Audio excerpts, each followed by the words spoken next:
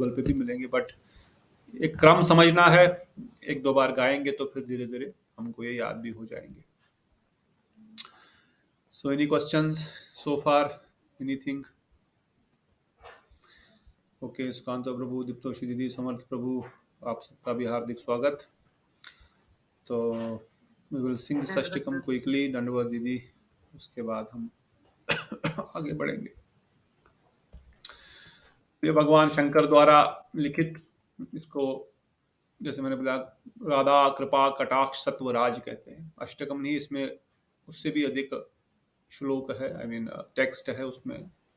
इसमें विशेषकर हम 2-3 श्लोक लास्ट के छोड़ देते हैं, क्योंकि वो जब कहते हैं कि जब राधा कुंड में गले तक पानी में रह करके जीव इस अष्टकों को पढ़ता है तो साक्षात राधा रानी उसको दर्शन देती है। तो हम राधा कुंड में तो नहीं पढ़ रहे हैं, इसलिए वो लास्ट की 3-4 लाइनें हम जनरली मठ में नहीं पढ़ते हैं। हाँ, कभी राधा कुंड में बैठ कर आप पढ़ें तो अवश्य ऐसे भी कर सकते। कई बार हम देखते हैं वृंदावन में भक्तों ने इसका लेमिनेशन किया होता है और राधा कुंड के बीच में बैठ करके उसी की जंग मतलब सीढ़ी पे बैठ करके गले तक पानी में पढ़ते भी है। Will try to sing together. सब लोग गाने का प्रयास करें। मुनीन वृंद वंदिते त्रिलोक शोक हारणी, प्रसन्न वक्र पंकजे कुंज विलासिनी, ब्रजेंद्र भानु नंदनी व्रजेंद्र सोनु संगिते, कदा करिष्यसि मां कृपा कटाक्ष भाजनम्। अशोक वृक्ष वल्लरी वितान मंडपासिते, प्रवाल वाल पल्लवा प्रभारुरंद्रि कोमले, वरावया सुहृत्करे प्रभूत संपदालये, कदा करिष्यसि मां कृपा कटाक्ष भाजनम्।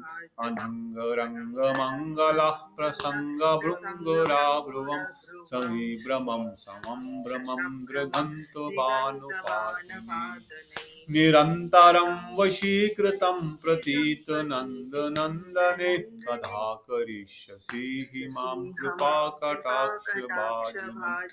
तडित्न स्वर्ण चंपक प्रदीप्त गौर विग्रहे, मुखा प्रभा परास्त कोटि शारदेनु मंडले, विचित्र चित्र संचरा चकोर शावलोचने, कदा करिष्यसि मां कृपा कटाक्ष भाजनम्। मधोधमादि यौवने प्रमोदमान मंडिते, प्रियानुराग रंजिते कला विलास पंडिते, अनन्य धन्य कुंज राज काम केलि कोविदे, कदा करिष्यसि मां कृपा कटाक्ष भाजनम्। अशेष हाव भाव धीर हीर हार भूषिते, प्रभूत शात कुंभ कुंभ कुंभी कुंभ सुस्तनि, प्रशस्त मंदहास चूर्ण पूर्ण शोक सागरे,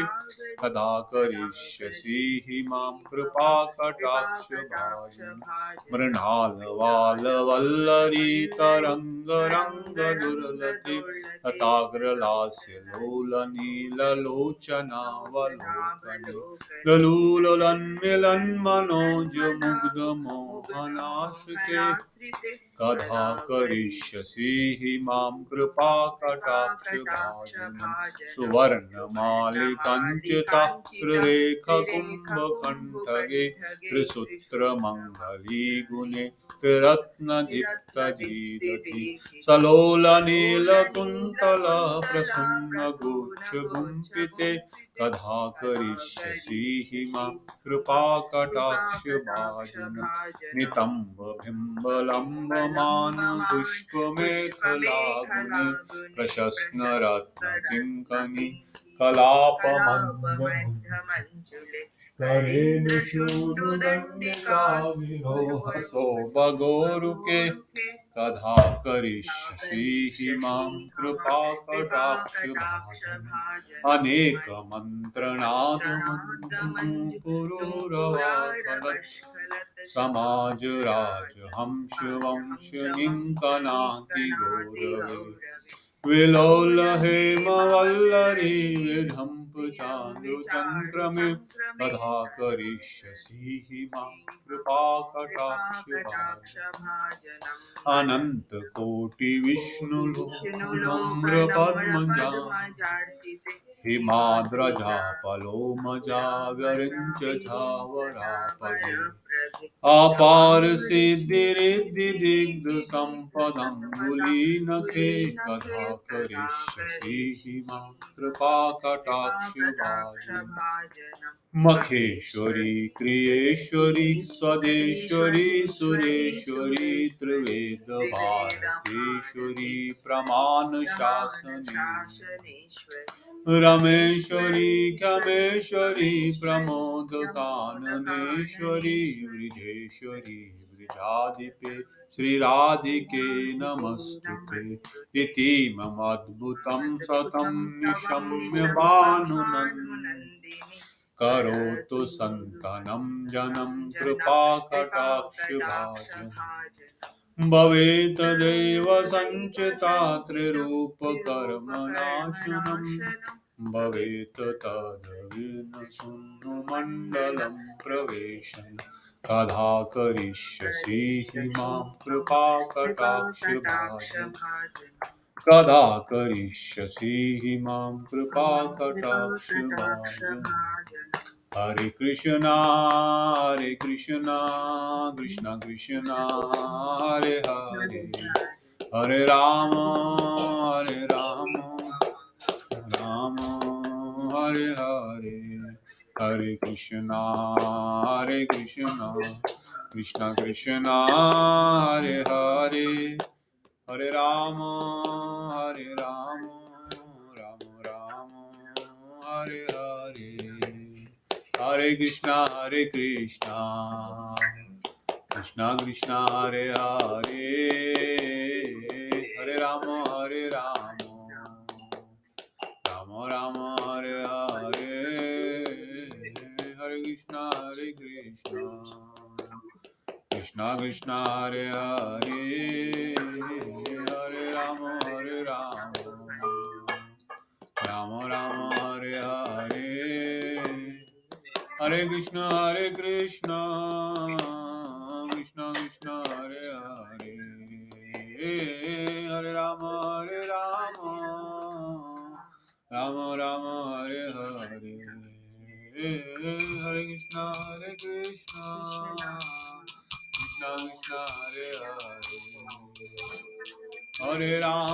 कृष्ण हरे हरे हरे राम राम हरे हरे हरे कृष्ण कृष्ण हरे हरे हरे राम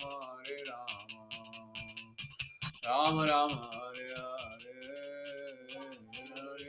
हरे कृष्ण कृष्ण हरे हरे हरे राम राम हरे हरे जय गौरनिताय गौरनिताय जय गौरनिताय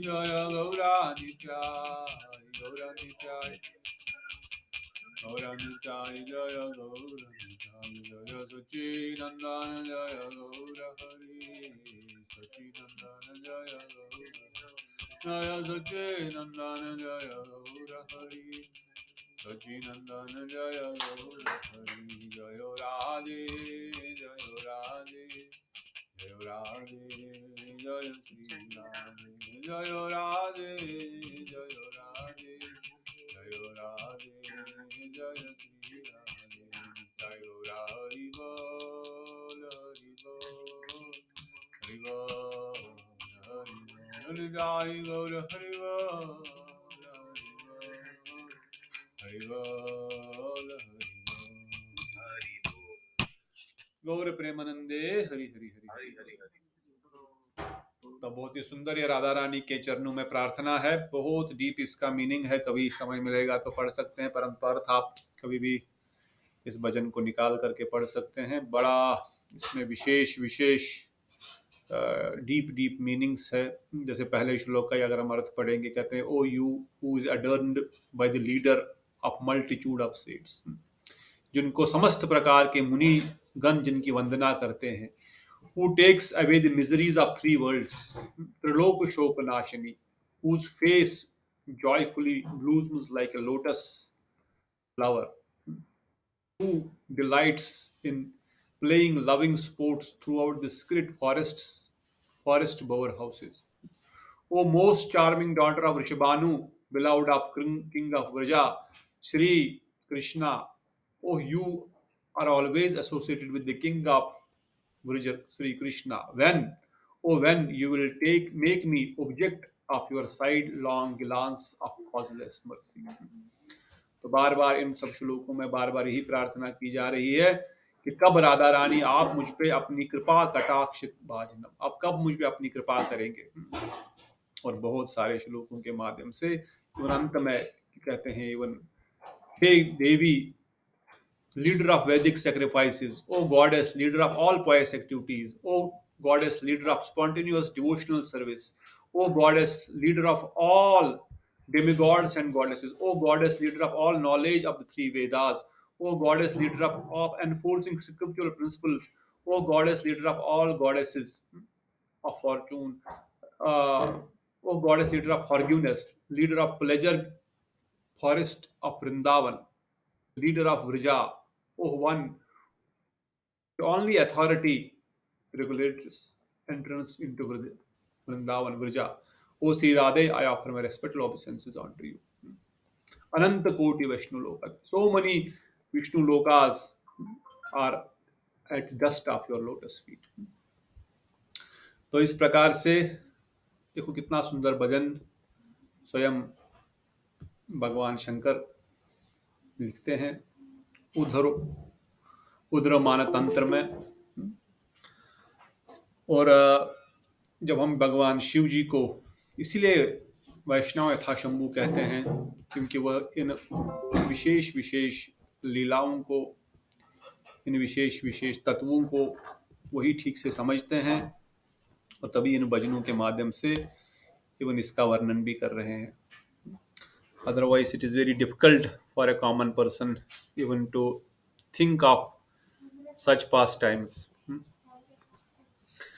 तो इस प्रकार से राधा रानी की कृपा प्राप्ति के लिए हम जरूर इस अष्टकम, इस सत्वराज का वंदन करें। जनरली स्टार्टिंग में थोड़ा सा टाइम लग सकता है, may be it will take initially 45 minute से 1 घंटा भी लग सकता है सब भजन करने में। पर जैसे हम भी मठ में करते हैं, मंगल आरती 5 बजे होती, 5:30 तक मंगल आरती हो जाती है, 5:30 से एग्जैक्टली 6 बजे 6:02 में सारे अष्टकम हो जाते हैं इन सिंगल रन। और इसी स्पीड में, इसी ट्यून में, इसी स्पीड में हम लोग जनरली गाते हैं। तो it should not take more than half an hour to sing all ashtakam starting from Guru ashtakam, संसार दावन लीडलोका till Giriraj ashtakam and then in the end Radhe Jay Jay Madhav दैते। तो भक्तों को धीरे धीरे इन अष्टकमों का में प्रवेश करना है। We all have to enter deep into these ashtakams. ये सारे अष्टकम जो है ये स्वयं हमारे गुरुजनों ने, आचार्य गणों ने दिए हैं और इनको पढ़ने मात्र से ही हमारा कल्याण है। And as I said many times, these are like Vedic hymns. ये सब वैदिक हिम्स, वेदों में वर्णित यज्ञ जो सतयुग में करते थे, कलयुग के लिए अष्टकम ही उन वैदिक हवनों का, यज्ञों का जो है प्रतिनिधित्व है या उनका अल्टरनेटिव है। So let us all always chant this and pray in the core of the heart when really we will get such mercy, for which Rupa Goswami, Raghunath Das Goswami, Lord Shankaracharya, Lord Shiva himself, and even Swayam Krishna also praying at Radha Kund. तो आज की कथा को आगे बढ़ाने से पहले किसी का कोई want to add anything, any questions or any additions, any comments, कोई किसी का कोई विशेष कोई टिप्पणी? ओके, अगर नहीं तो हम सब लोग पढ़ेंगे। ओम नमो भगवते वासुदेवाय। बोलिए ओम नमो भगवते वासुदेवाय। ओम नमो भगवते वासुदेवाय।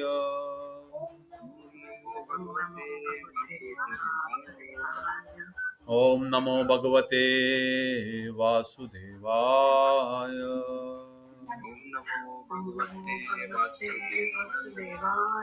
नारायणं नमस्कृत्यं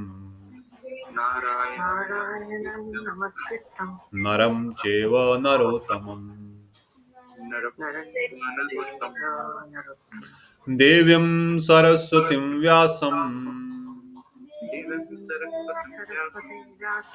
ततो जयम् उदीरयेत्। नष्टप्राये स्वभद्रेषु नित्यं भागवत सेवया भगवते उत्तम श्लोके भक्तिर्भवति निष्ठकी।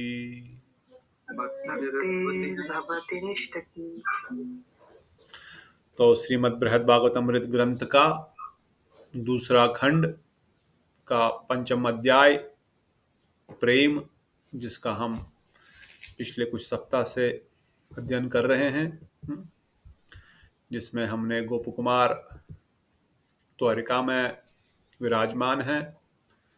द्वारिका में वो भगवान के साथ तो रह रहे हैं, मगर कुछ समय के लिए जब वो देखते हैं द्वारिकाधीश वहाँ से हस्तिनापुर जाते हैं या अलग स्थानों पर चले जाते हैं, तो थोड़े से व्याकुल हो जाते हैं। और साथ ही साथ जो मित्रता, जो साख्य रस की पूर्णता है, उसमें ऐश्वर्य का मिश्रण होने के कारण, उसमें ऑड एंड रेवरेंस का जो थोड़ा सा मिश्रण है, जो हल्का सा, जो जैसे हमने कई बार वर्णन करते हैं, जैसे भगवान खुद नंद बाबा के जैसे वासुदेव महाराज से भी पिता के रूप में प्रीति चाहते हैं, प्रीति करना चाहते हैं, देव की माता के साथ भी सेम संबंध रखना चाहते हैं, परंतु वहां पर क्योंकि वो जानते हैं स्वयं भगवान है, वो स्वयं भगवान की मिश्रण के कारण, वो ज्ञान मिश्रित भक्ति होने के कारण, उन दास्य रस में भी, उन साख्य में भी ज्ञान मिश्रित साख्य रस होने के कारण, क्योंकि उसमें ज्ञान का मिश्रण है कि स्वयं ये भगवान है, इस कारण से वो प्रेम की पूर्णता नहीं हो पा रही है। उसी प्रकार से भगवान जैसे खुद कहते हैं कि जिस प्रकार से खीर में बहुत बढ़िया टेस्टी खीर है, दूध से ही बनाई गई है, बड़ा उसमें काजू किशमिश बादाम बढ़िया से डाला गया है, केसर पिस्ता सब, परंतु बढ़िया लग रही है, पर इसमें थोड़ा सा नमक भी डाल दिया गया है किसी कारण से।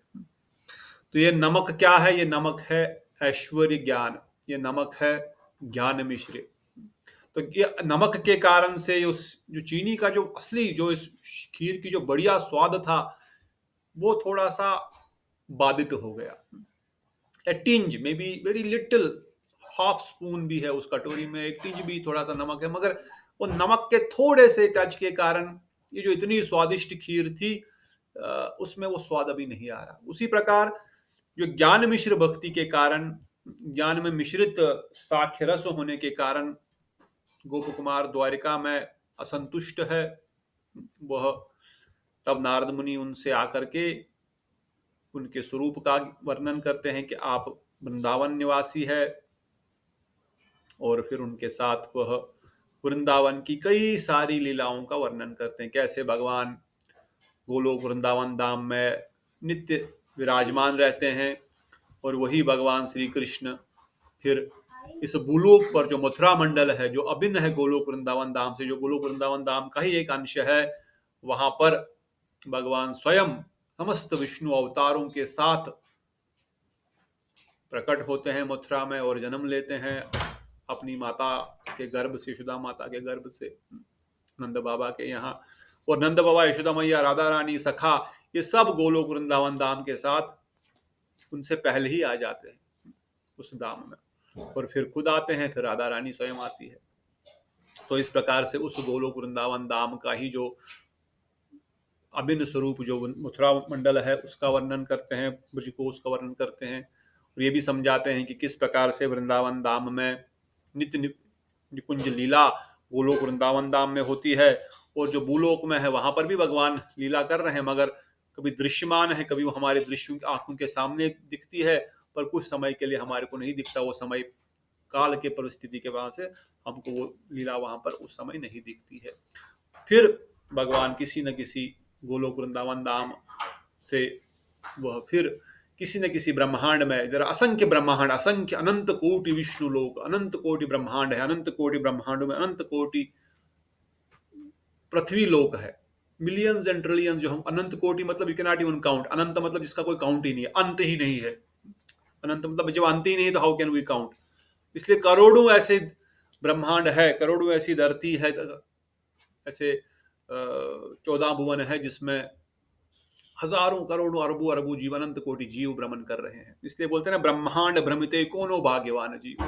ब्रह्मांड में भ्रमण करते करते कोई भाग्यवान जीव ऐसा है जो गुरु और कृष्ण की कृपा से इस भक्ति लता बीज को प्राप्त कर सकता है। नारद मुनि भी उन्हीं वचनों को इस गोप कुमार को बता रहे हैं। If you read shloka number 160 या 150 से लेकर के 250 तक, नारद मुनि इन्हीं वचनों को वर्णन करते हुए कह रहे हैं कि भाई पहले तो बहुत दुर्लभ है मनुष्य शरीर प्राप्त करना, फिर मनुष्य शरीर प्राप्त हुआ, बहुत जतन मानव तन पावा, बहुत जतनों से मानव तन मिलता है। सुर मुनि गण जस गावा, जिसका सुर अर्थात देवता, मुनि, गंधर्व, ये सब इसका गुणगान करते हैं। अरे देखो इस मनुष्य को, इस जीव को आज मनुष्य का शरीर प्राप्त हुआ है, अब तो इसका कल्याण होना निश्चित है। कैसे? अब इसको अपॉर्चुनिटी है, now it hears a choice. Narad Muni कहते हैं इसलिए गोप कुमार को बड़ा दुर्लभ है ये मनुष्य शरीर, उसमें भी फिर किसी को सत्संग मिलना, संत समागम हरि कथा तुलसी दुर्लभ दो, ये भी और भी दुर्लभ है। मनुष्य जीवन ही पहले दुर्लभ है, उसके बाद ये मनुष्य जीवन मिला और साथ में आपको सत्संग भी मिल गया। So how rare for opportunity, कितना सौभाग्य हो सकता है, सौभाग्य का भी भाग्य, द रियल गुड फॉर्चून। और उसमें कहते हैं फिर सत्संग में तो नारद मुनि बताते हैं सत्संग में तो फिर भी जीव आगे बढ़ेगा और 90% केसेस में या 99% केसेस में धर्म से अर्थ की प्राप्ति करने का प्रयास करेगा, और अर्थ से भी अगर संतुष्ट हो गया तो मोक्ष की ओर जाएगा। अर्थ से कामनाएं अपनी पूर्ण करेगा और कामनाएं पूर्ण करने के बाद वो मोक्ष की ओर प्रसन्न जाने का प्रयास करेगा।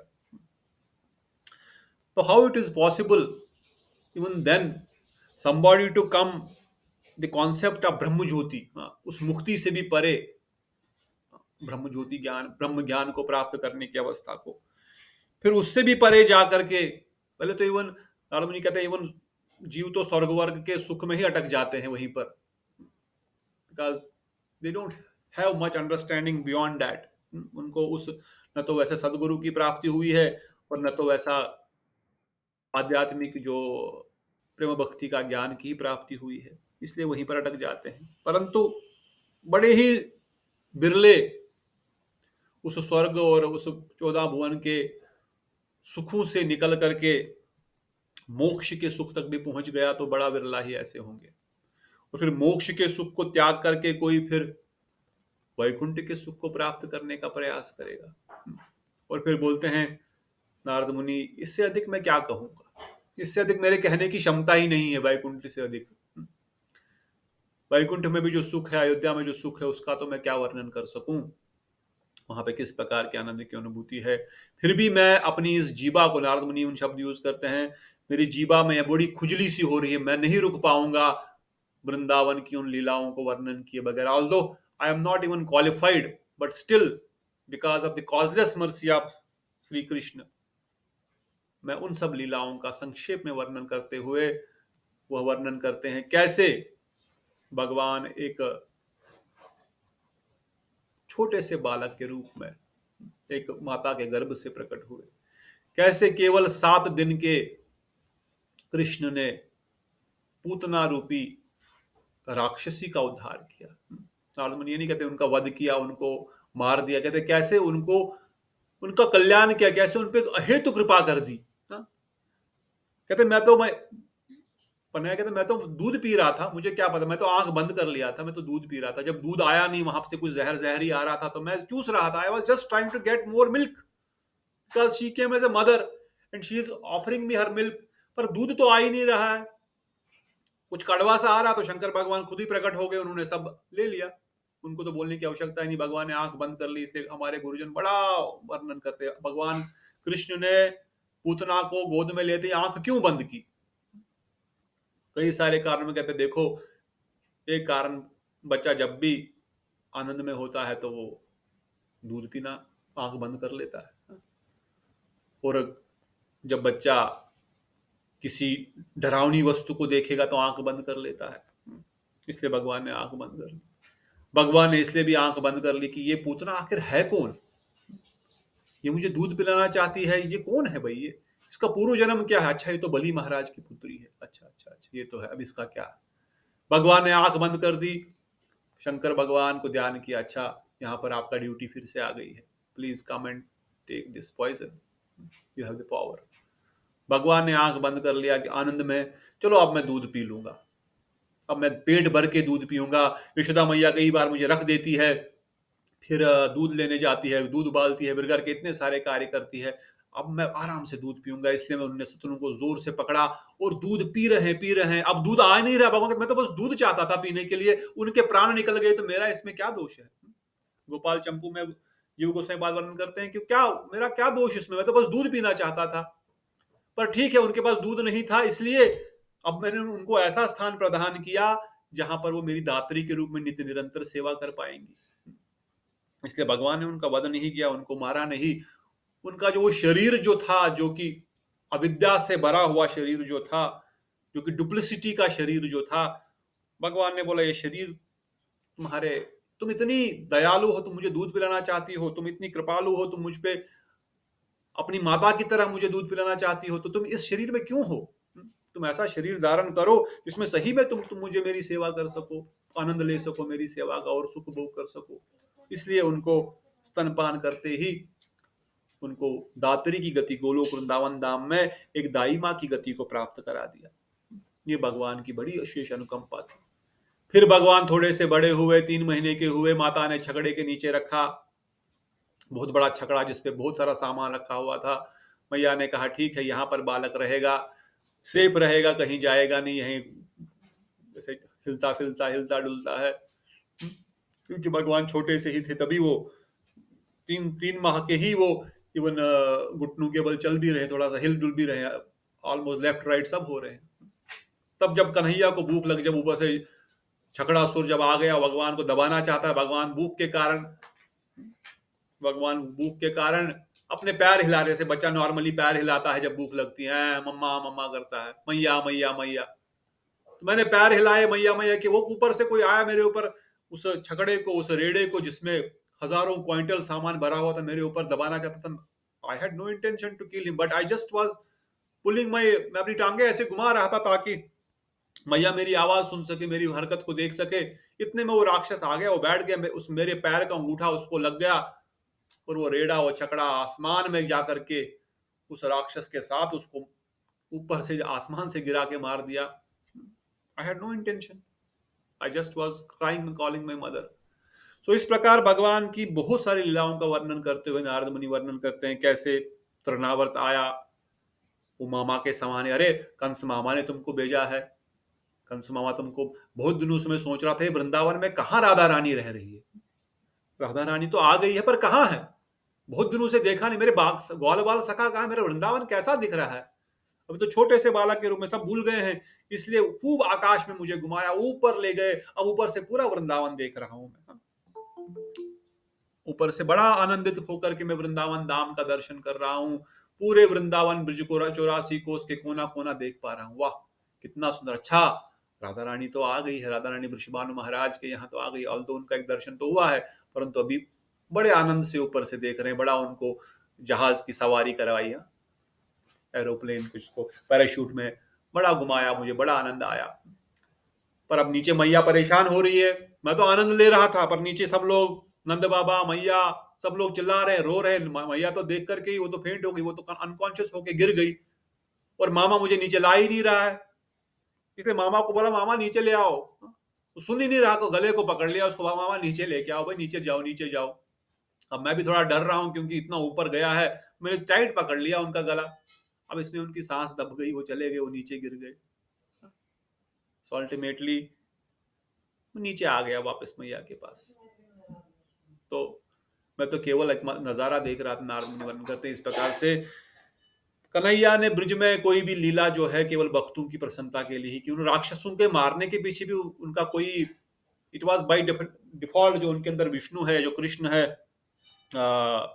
जो द्वारिकेश कृष्ण विशेषकर जो भगवान विष्णु उनके अंदर समाहित है, जो भगवान के गर्भदक्षाई शिरोदक्षाई महाविष्णु के जो सब मिलकर के उनके शरीर में, क्योंकि जब भगवान कृष्ण आते हैं तो उनके सारे पुरुष अवतार, सारे मनवंतर अवतार, युग अवतार, सभी ये सब अवतार उनके अंदर समाहित होकर के आ जाते हैं। तो स्वाभाविक भगवान कृष्ण तो आनंद ले रहे हैं, वृंदावन कृष्ण तो आनंद ले रहे हैं, मगर विष्णु अपने काम अंदर से कर रहे हो कि ही इज अ राक्षस, I have to kill him, that duty is, but Krishna Vrindavan Krishna, मुनि वर्णन करते वृंदावन कृष्ण जो है, जीव गोस्वामी पाल लिखते हैं वृंदावन कृष्ण जो है वो तो केवल आनंद ले रहे हैं। अरे मैया के पास वापस जाना है, पकड़ लिया, अरे मामा नीचे ले जाओ, गला पकड़ लिया, वो दब गया, अभी मैं तो बस नीचे जाना चाहता हूँ, पूतना तो ऐसा है। और इस प्रकार से जब कृष्ण फिर थोड़े और बड़े हुए, थोड़े और बड़े होकर के वो ग्वाल बालों के साथ जब छोटे छोटे गैया चराते हैं, उन गैयाओं के साथ वह आनंद पूर्वक वन में भ्रमण करते हैं, सारे सखा उनके साथ खेल आदि करते हैं।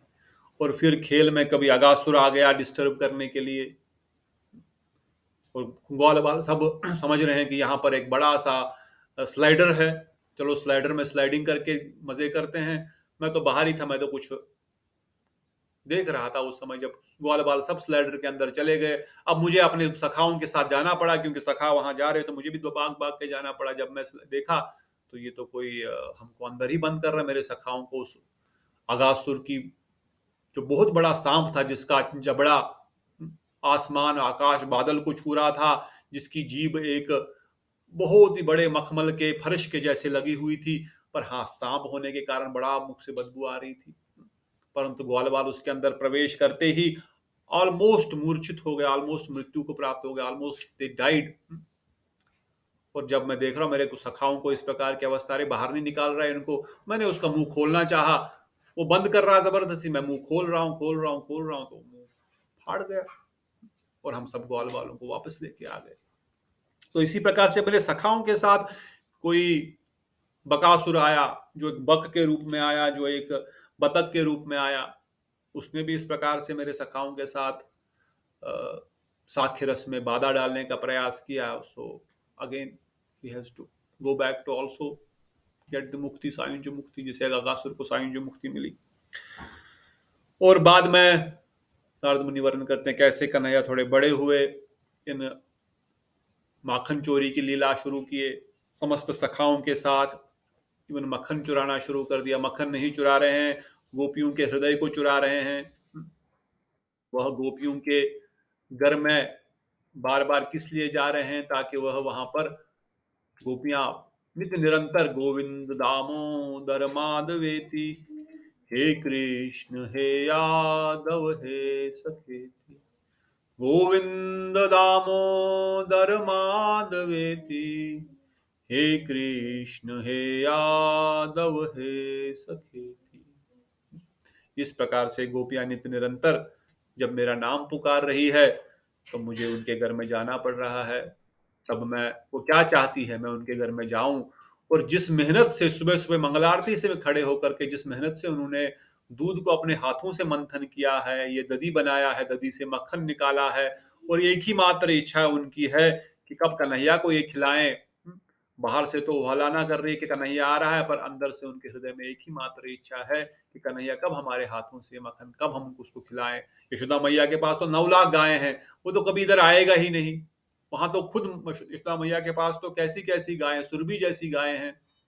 उसमें से भी यशोदा मैया ने 9 लाख गायों में से विशेष विशेष 100 गायों को चूज किया केवल कृष्ण और बलराम के लिए। उन 100 में से भी विशेष 8 गायें जो उनकी, जो जो कृष्ण के लिए, जिसमें दूध मक्खन बनता है।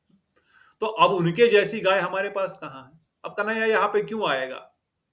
इस पर फिर भी केवल इस आशा से कि कभी कन्हैया आएगा, उन्होंने मक्खन निकाल रही है और नित्य निरंतर उनके नाम का गुणगान कर रही है। और भगवान भी इसको देख रहे हैं कि भाई देखो मैया बुला रही है, परंतु बाहर से तो बोल नहीं सकती। यशोदा मैया बोलेगी क्यों भाई, तुम्हारे पास क्यों आएगा? इसलिए कन्हैया छुप छुप के वहां पर माखन चोरी आदि लीलाएं कर रहे हैं, वहां पर माखन चुरा रहे हैं, खुद खा रहे हैं, सखाओं को खिला रहे हैं, बंदरों को खिला रहे हैं, सबको खिला रहे हैं। और ये देख करके समस्त गोपियां बहुत प्रसन्न होती है। परंतु कैसे तो यशोदा कन्हैया से कन्हैया का दर्शन हो जाए। आज कन्हैया दिखा नहीं, सुबह दिखा, शाम को फिर से नहीं दिखा, अभी तक दिखा नहीं, कहा पता नहीं कन्हैया का। इसी बहाने यशोदा मैया के यहाँ जाएंगे और कुछ कन्हैया की कंप्लेंट करेंगे, अरे कन्हैया कहाँ है, बुलाओ उसको। कन्हैया को बुलाना क्यों है? ताकि कन्हैया का दर्शन हो जाए, उनका एक बार दीदार हो जाए बस। उनका सिमरन तो नित्य निरंतर है, पर अब आंखें उनको देखे बगैर नहीं रह पाती है। श्री नारद मुनि कहते हैं, गोपियां बार बार जो है ब्रह्मा जी को भी कहती है कि आपने ये पलकें क्यों दी, ये पलकें बंद करनी पड़ती है, आपको सृष्टि करने की रचना नहीं आती। जब आपने हमारे साथ कृष्ण को रखा तो फिर पलकें क्यों दी है? आईलिड्स का काम क्या है?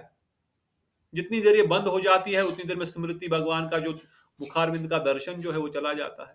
नारद मुनि कहते हैं, गोपिकाएं तो कहना ही क्या, कन्हैया खुद जब अपना प्रतिबिंब पानी में देखते हैं या किसी खंबे में देखते हैं जो जिवेल से बना हुआ है, वो खुद मोहित हो जाते हैं। अरे मनुष्यों का तो कहना ही क्या, वृंदावन में तो जो लता पता, पक्षी, गाय बैल मयूर, सब कृष्ण को देख करके भ्रमित हो गए हैं, मोहित हो गए हैं।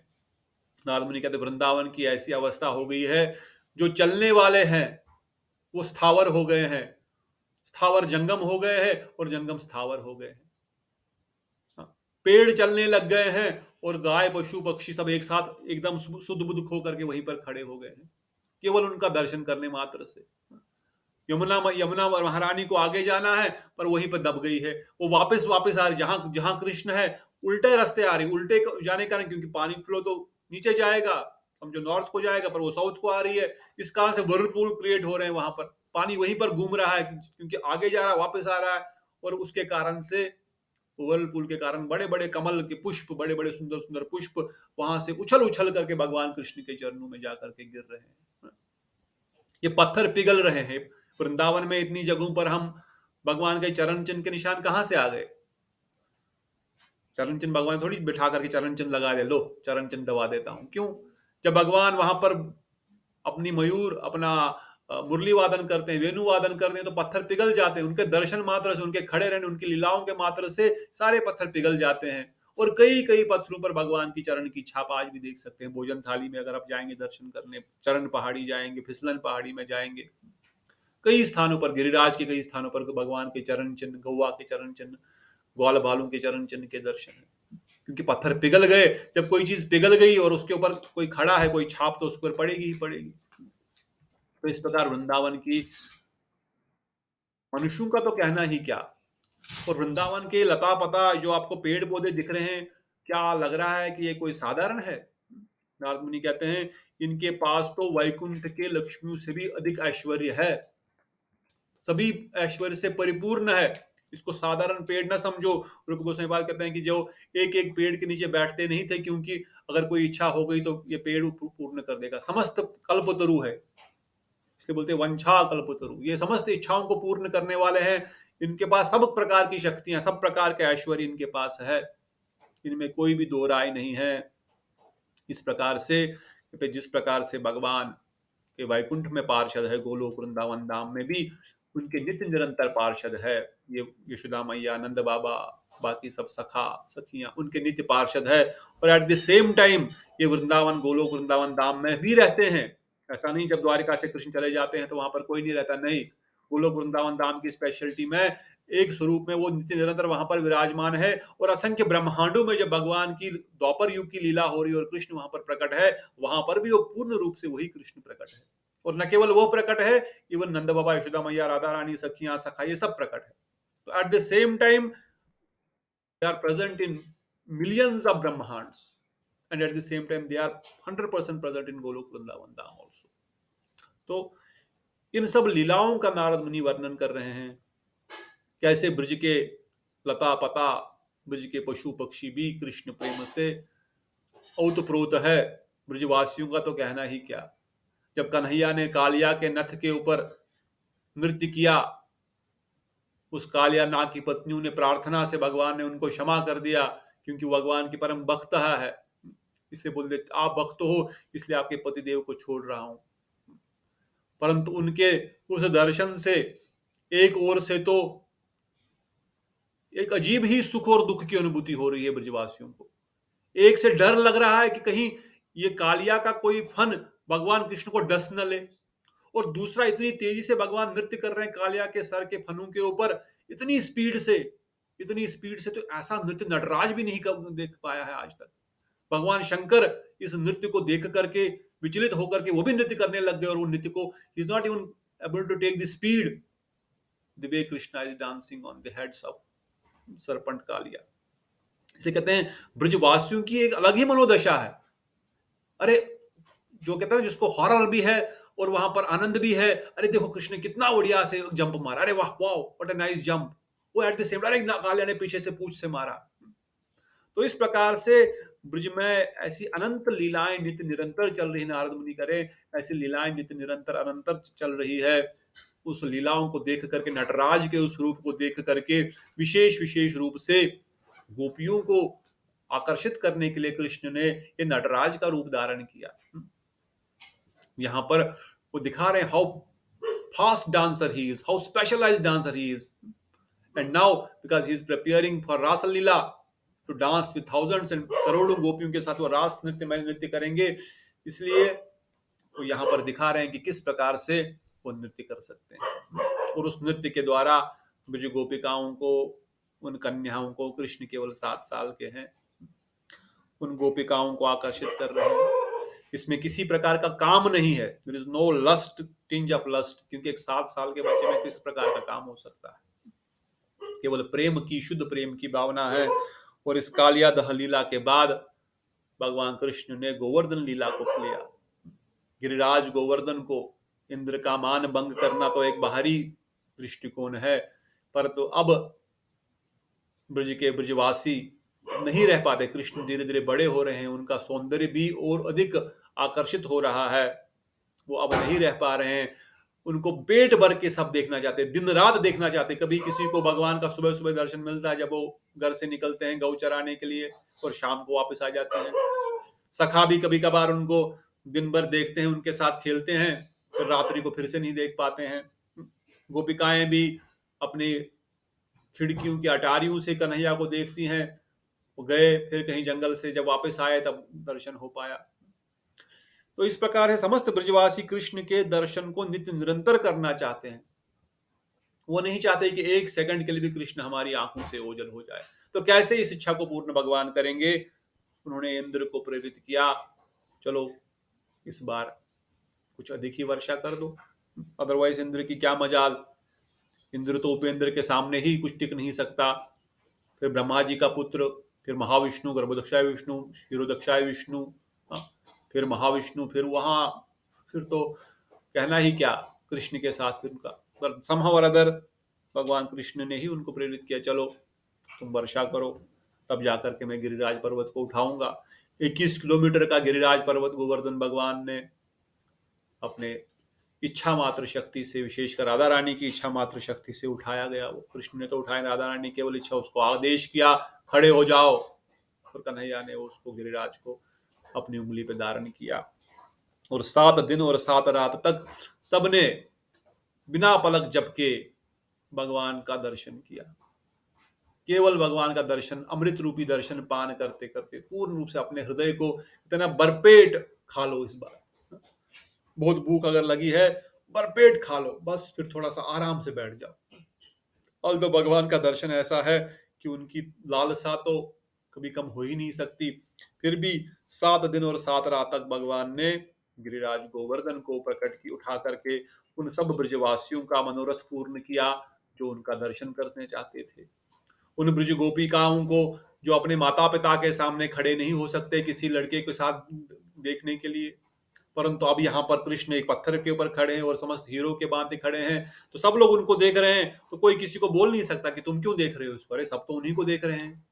चाहे वो ब्रज की गोपिकाएं हैं, चाहे वो उनके मित्र है, चाहे सखा है, चाहे दूसरी माताएं हैं, चाहे पशु पक्षी है, चाहे गाय बछड़ा बैल मयूर आदि है, सब भगवान कृष्ण को नित्य निरंतर 7 दिन और 7 रात तक देख रहे हैं। कहते इसलिए हे तात, गोपाल देव के युगल चरणों की वैसी लीला आनंद मधुरिमा का दर्शन के लिए तुम कैसे इतने उत्सुक हो उठे हो। तो कहते हैं, जिन नारद मुनि कहते हैं कि उन भगवान श्री कृष्ण का भजन करना बड़ा कठिन है। भगवान कहते हैं उनको प्राप्त करना, तुम इस सत्य जानो कि गोलोक की प्राप्ति बहुत दुर्लभ है भाई। If you read the shloka 174 it says, हे ब्रात, हे भाई गोप कुमार, ये सत्य जानो गोलोक की प्राप्ति बहुत दुर्लभ है, तथा उस गोलोक को प्राप्त करना का साधन भी उसी प्रकार अति कठिन है। मेरा तो ऐसा ही परम निश्चय है। नारद मुनि कहते हैं मेरा निश्चय यही है कि भाई उस गोलोक को प्राप्त करना बड़ा कठिन है, उसकी साधना भी बड़ी कठिन है। क्यों? क्योंकि desire is not there, desire is not there. Sanatan Goswami Pad ने जो साधन भक्ति के क्रम को केंद्रित करते हुए इस चीज को वर्णन कर रहे हैं। ये जो हमने पहले बताया कि किस प्रकार मनुष्य अपने हित के लिए विवेक वस्तु, उन मनुष्यों में कोई कोई सदाचार और विचारवान होता है, कोई कोई मनुष्य ही विचारवान होता है, कोई कोई मनुष्य विचार करता है कि क्या सही है क्या गलत है, मुझे क्या करना चाहिए। अदरवाइज 99% जीव तो जड़ भोग में ही अपनी बुद्धि को संतुष्टि मानते हैं। जब तक हम कई बार, मैं खुद को भी, यानी आपको नहीं, मैं खुद को भी रोज इस बात को याद दिलाता हूं और खुद को भी हमको याद दिलाना चाहिए कि भगवान ने बार बार कहा ये संसार दुखों का घर है, दुखालय है, यहाँ पे सुख नहीं है, यहाँ पे सुख नहीं है। यहाँ पर सुख जो है वो जड़ सुख है। वो जिस प्रकार से बैम्बू में रस नहीं, फिर भी चखने से लगता कुछ तो निकलेगा, कुछ तो निकलेगा, नहीं निकलेगा। देयर इज नो सुख। जब तक ये बुद्धि ठीक से इस बात पे विश्वास न कर लेना कि इस संसार में सुख नहीं है, तब तक भगवत अनुमुख होना पूर्ण रूप से संभव नहीं है। जब तक हमारे हृदय में विश्वास है नहीं मुझे कहीं ना कहीं से सुख मिलेगा, मिल तो रहा है सुख, आप कैसे बोल रहे हो सुख नहीं है? बढ़िया सुख है रसगुल्ला खाने, बढ़िया सुख है काम में, बढ़िया सुख है स्त्री सुख, पुरुष सुख। हाँ, इन भोगों में तो बड़ा सुख है, कैसे नहीं है? सुख तो है, कुछ तो मिल रहा है, तभी तो संसार इसके पीछे भाग रहा है, तभी तो सब झूम रहे हैं, गा रहे हैं, तभी तो इतना सारा ब्रह्मांड चल रहे हैं इस काम सुख के ऊपर, इन भोगों के पीछे। तो कहते हैं हाँ, पिछली बार मैं सुन रहा था प्रभु जी की कथा, हम लोग बोलते हैं भाई सुख नहीं, सुख नहीं है। हाँ, सुख तो है। ये हमारे गोपीनाथ प्रभु में, अमरेंद्र प्रभु की मैं एक बार सुन रहा था, उनका शायद दीदी ने ही शुरू शेयर किया था, कि प्रभु जी बता रहे थे कि this is like a sweet rice. Sweet rice, sweet rice is very sweet, बढ़िया से पुलाव बनाया गया, बढ़िया स्वीट राइस है, it is very sweet, it is very tasty तो है, मगर वो खाने के बाद जो राइस है वो पूरा कच्चा है। स्वीटनेस आ रही थोड़ी बहुत क्योंकि उसमें स्वीटनेस डाली गई, उसमें घी है, उसमें बढ़िया से मिष्ठान है, परंतु राइस पूरा कच्चा है। और जो ही उसको निगल रहा है वो सब छिल रहा है अपने मुंह को, गले को, बट एक्चुअली टेस्ट तो नहीं है ना। तो सुख तो आ रहा है, थोड़ा बहुत कुछ अनुभूति आ रही है संसार में, काम में, संसार में, भोग में, परंतु उसके साथ अधिक कष्ट भी जुड़ा हुआ है, इसलिए वो रियल में सुख नहीं है। नारद मुनि कहते हैं बड़ा ही दुर्लभ है कोई सदाचारी व्यक्ति होना भी, बड़ा ही दुर्लभ है कोई धर्मात्मा मनुष्य में, और भी दुर्लभ है, जैसे मैंने पहले बताया। उसमें से भी दुर्लभ कोई फिर भगवान की भक्ति करे, उसमें से कृष्ण की भक्ति करे, उसमें से मुक्ति चाहने वाले भी दुर्लभ है, उनमें से भी अधिक फिर वैकुंठ की प्राप्ति करने वाला। अरे वैकुंठ की प्राप्ति तो बहुत बड़ी बात हो गई, अब तुम वैकुंठ से भी संतुष्ट, द्वारिका में भी संतुष्ट नहीं हो। इस प्रकार साधक के तारतम्य से अनुसार उनके साधन रीतियों में भी उपरोत्तर अल्प तथा उसी तारतम्य से अनुसार उन साधकों के निरूपण करने वाले शास्त्रों का वचन भी विरले होते हैं। इवन साधक किस प्रकार की साधना करेगा वो उस साध्य वस्तु के ऊपर केंद्रित रहेगा। हर वस्तु को प्राप्त करने का साध्य अलग अलग रहेगा, थोड़ा बहुत अलग अलग रहेगा, परंतु जब आगे आगे डीप उसमें घुसेंगे तो बहुत अधिक साधन टोटली अलग हो जाता है। राग मार्ग भक्ति का साधन कंप्लीटली अलग हो जाता है और वैदिक भक्ति का साधन कंप्लीटली अलग हो जाता है। फिर भी कहते हैं तथापि श्री मदन गोपाल के चरण कमलों की प्राप्ति प्रति प्रेम से युक्त भक्ति में किस किस विषय में कुछ कुछ विशेषताएं हैं, मैं उस विशेष वर्णन भावों का वर्णन करने का अधिकारी नहीं हूं। भाई नारद मुनि ने वैकुंठ तक गोलोक वृंदावन धाम की लीलाओं का वर्णन किया, पर बाद में कहते हैं इसके अधिक कहने का मुझ में सामर्थ्य नहीं है। क्यों सामर्थ्य नहीं है? क्योंकि उनके अंदर उस प्रकार की जो लालसा है, उस प्रकार का जो डिजायर है, वह ज्ञान मिश्र होने के कारण वो उस चीज को वर्णन नहीं कर पा रहे हैं। इसलिए कहते हैं किसी किसी कैसी कैसी मैं उस विशेषता को कहने का अधिकारी नहीं हूं, क्योंकि उससे निश्चित रूप से जानने का वह विशेषता परम गोपनीय अंतिम सीमा को प्राप्त है। क्योंकि अभी इसके आगे जो लीलाएं हैं, इसके कहने में मैं समर्थ नहीं रखता हूं। इसलिए नारद मुनि ये कहते हुए अपना दैन्य प्रकट कर रहे हैं और उद्धव जी को आलिंगन करते हुए कह रहे हैं, उद्धव जी अभी आप आगे लीलाओं का वर्णन करो, यहाँ की लीलाओं का वर्णन अभी आप करो। क्यों क्यों उद्धव जी को कहते हैं आप वर्णन करो? क्योंकि उद्धव जी वृंदावन जाकर के आए हैं, ब्रज गोपियों के साथ रहे हैं, नंद बाबा यशोदा मैया के साथ रहे, नारद मुनि नहीं रहे हैं। नारद मुनि जाते हैं, प्रणाम करते हैं, आ जाते हैं, पर उद्धव जी बहुत समय तक वहां पर रहे, बहुत तो नहीं पर कुछ महीने तक वहां पर रहे। इसलिए तब उद्धव जी आतुर होकर मस्तक को बार बार झुकाकर प्रणाम करते हुए कहने लगे, मैं उस नंद ब्रज की स्त्रियों की चरण धूलि को बार बार वंदना करता हूं। क्षण भर में ही अधिक अतिवृष्ट व्याकुल होकर उन हरिदास उद्धव ने दांतों में तृण धारण कर श्री नारद के चरण कमलों को पकड़कर पुनः कहना प्रारंभ किया। कहते गोपियों ने दुस्तज जिसका त्याग करना अधिक कठिन है, आत्मीय जनु और अर्थपद वेद मार्ग का परित्याग करना, श्री मुकुंद के उन चरण कमलों का भजन किया जिन चरण कमलों की श्रुतियां भी खोज कर रही है। अहो वृंदावन के समस्त गुल्म लता और औषधियां उन गोपिकाओं के चरण धूलि का सेवन कर रहे हैं। यदि मैं भी उनमें से कोई एक हो सकता, अर्थात क्या हो सकता, गुल्म लता एक घास बन जाता, तो मुझे भी उन ब्रज गोपियों की चरण धूलि प्राप्त करने का सौभाग्य मिलता। से उद्धव जी वर्णन करते हैं। तदनंतर श्री उद्धव प्रेम की परिपक्व दशा में उत्पन्न विविध विकारों के द्वारा व्यक्त हो गए और आश्चर्यपूर्वक उछलते हुए पुनः कहने लगे। संत तुलसीपाद कहते हैं, उत्तीर्ण मतलब घास मुंह में धारण करना, अर्थात क्या, गधे की तरह मैं गधा हूं, मैं क्या बताऊं ब्रज की गोपियों के वर्णन, क्या मैं कर सकूं। तो एक प्रकार से लौट गए, लोटपोट हो गए जमीन पर नारद जी के चरणों में, परंतु दूसरे ही क्षण बड़े ही आनंद से उछल करके वो फिर से उछल कूद करके गायन करने लगे। क्यों? क्योंकि कहते हैं श्री कृष्ण के रसोत्सव के समय ब्रजांगनाओं के गले में अपनी भुजाओं को डालकर उनके मनोरथ पूर्ण किए थे। इस प्रकार ब्रज गोपियों ने जिस कृपा को प्राप्त किया, उस कृपा को जब श्री भगवान के वक्षस्थल पर सदा निवास करने वाली परम प्रिय श्री लक्ष्मी जी तथा कमल जैसी सुगंध और कांति से युक्त स्वर्ग की रमणियां भी प्राप्त नहीं कर सकती, तब अन्य स्त्रियों की बात ही क्या करूं। तो अभी जो उद्धव जी है वो गोपिकाओं के गुणों का वर्णन कर रहे हैं, जो नारद जी ने नहीं वर्णन किया। नारद जी कहते मुझे उसमें अधिकार नहीं है, ये अधिकार उद्धव जी का है। उद्धव जी ने इन बातों को सुनकर भगवान श्री नारद अत्यंत विस्मित हो गए। तदंतर मुख दुखित देखकर संबल पूर्वक इस प्रकार कहने लगे। तो इस प्रकार से नारद जी ने गोप कुमार को कहा, श्रीमन उद्धव समस्त भक्ति पदों में परम श्रेष्ठ होकर भी ब्रज स्त्रियों के चरण कमलों की धूलि की बार बार वंदना करते हैं। उन गोपिकाओं को युगल चरणों की एकमात्र धूलि कण का स्पर्श सौभाग्य प्राप्त करने के लिए ब्रज में तृण होकर जन्म लेने की प्रार्थना कर रहे हैं। गोप कुमार को देखो कितना सौभाग्य, कितना कि उद्धव जी जो यहाँ भगवान श्री कृष्ण के साथ द्वारिका में नित्य निरंतर विराजमान है, वो भी क्या प्रार्थना कर रहे हैं, वो भी प्रार्थना कर रहे हैं कि काश मैं वृंदावन में एक घास बन जाऊं। क्यों घास बनूंगा? क्योंकि ब्रज गोपिकाएं जब चलेंगी तो उनकी चरण की धूलि मेरे सर पर लगेगी, उनकी चरण धूलि मुझे प्राप्त होगी। कौन? जो उद्धव जी है, जो भगवान के सखा है द्वारिका में, जो हरिप्रिया के रूप में जगत में विख्यात है, जिनको हरिदास वर्य कहा गया। उद्धव जी को कहा गया हरिदासों में सर्वश्रेष्ठ, भगवान के दासों में सर्वश्रेष्ठ उनके सखा, उनके दास वे रुक्मणी देवी।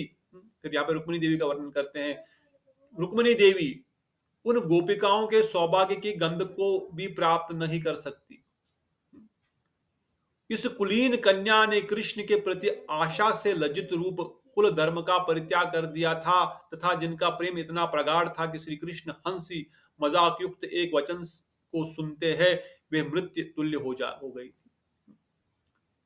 कहते हैं कि जिनका एक वचन सुनने से ही ब्रज की गोपिकाएं मृत्यु के तुल्य हो गई थी कि मैं रात से जा रहा हूं या मैं यहाँ से चला जाऊंगा, उनका शरीर उठ छोड़ने के तुल्य हो गए थे। कहते हैं जब ऐसे रुक्मणी देवी भी ब्रज गोपिकाओं के सौभाग्य की गंध को प्राप्त नहीं कर सकती, तो फिर स्वर्ग के देवियों के समान स्त्रियों का समुदाय का श्रेष्ठम उन कालिंदी, सत्यभामा, प्रधान महाशिव, महिषा मतलब भगवान की रानियां, जो रोहिणी भी उनकी एक रानी, जैसी अनंत महाशिव के संबंध में क्या कहूं। जब रुक्मणी देवी ने ही उन गोपिकाओं की चरण धूलि को प्राप्त कर सकती, कहते मेरा सौभाग्य नहीं मैं उनकी चरण धूलि को भी प्राप्त कर सकूं, तो बाकी रानियों का तो कहना ही क्या। कुछ जैसे तुच्छ व्यक्ति उन गोपिकाओं के महत्व में कैसे वर्णन कर सकता, तथापि चंचल जीवा के कारण मैं अपने धैर्य को रक्षा नहीं कर पा रहा हूं। चंचल जीवा के कारण मेरी जीवा बड़ा ही चंचल है, मैं उन गोपिकाओं के वर्णन गुणों का वर्णन किए बगैर रह भी नहीं सकता। तो गोपिकाओं के बारे में अभी नारद मुनि क्या वर्णन करते हैं, अपने उद्धव जी क्या वर्णन करते हैं। उसके बाद विशेष विशेष रूप से भगवान की वेणु का कितना गुणगान होता है। उन गोपिकाएं कहते हैं भगवान की वेणु कितनी सौभाग्यशाली, जिन अधरों का पान हमने करना चाहिए, उन अधरों को ये बैम्बू, ये डेड बैम्बू, ये बांस का टुकड़ा ले रहा है।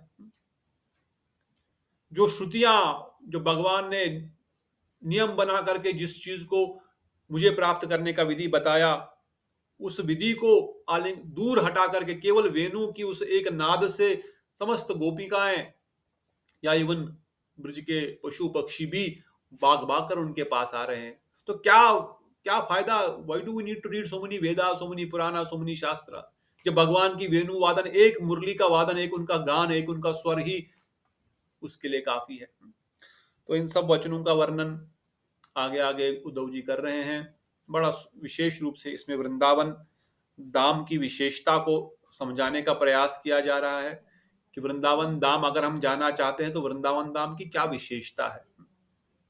अगर हमारा साध्य वृंदावन धाम है तो क्यों हमारा साध्य वृंदावन धाम, अगर हम कहते हैं आराध्य भगवान तद्दामम वृंदावनम, हमारा साध्य भगवान ब्रजेंद्र नंदन है और वृंदावन धाम है, तो क्यों हमारा साध्य वृंदावन धाम ही है, उसकी क्या विशेषता है। नारद मुनि जैसे, उद्धव जी जैसे भगवान के हरिदास, रुक्मणी जैसी भगवान की महिषियां क्यों उन गोपिकाओं की चरण धूलि को प्राप्त करना चाहते हैं।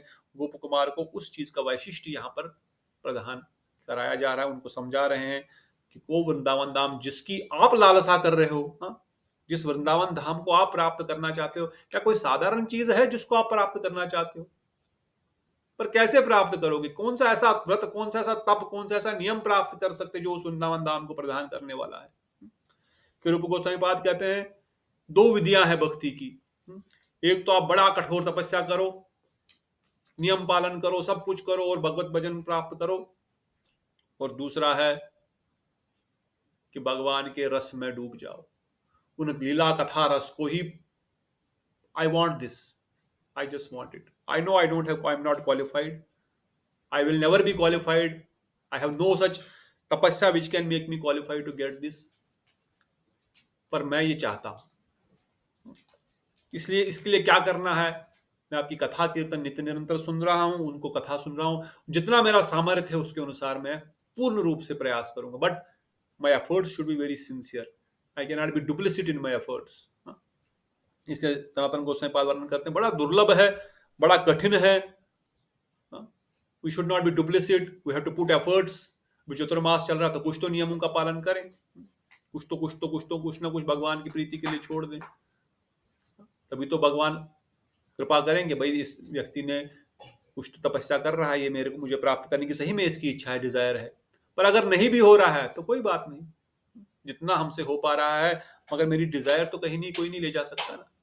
इसलिए तो कहते हैं ना कि इवन कोई भक्ति थोड़ी सी भी कर लेगा, कल भी बता रहे थे ना, कोई थोड़ी सी भी भक्ति अगर कर लेंगे तो बड़ा आनंद की वस्तु है, न केवल हमारे लिए बल्कि पूर्वजों के लिए, पितरों के लिए, सबके लिए।